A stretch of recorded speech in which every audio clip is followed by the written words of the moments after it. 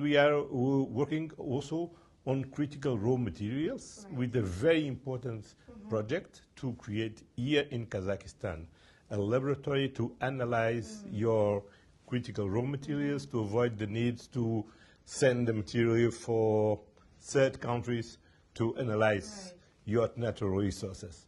And on the other way, we are increasing also the people-to-people relationship. Yesterday, we started the negotiations about the visa facilitation agreement. It's a very important step to closer our relations.